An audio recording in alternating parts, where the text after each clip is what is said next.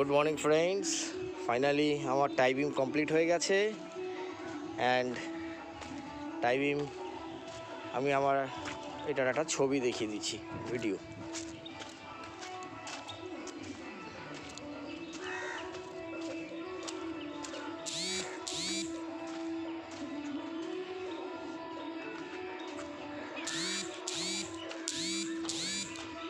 এটা হচ্ছে সিঁড়ির পজিশনটা,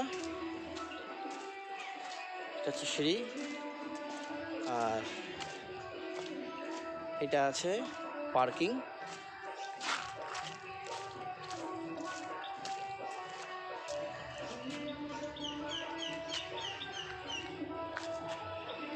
আজকে হোলি,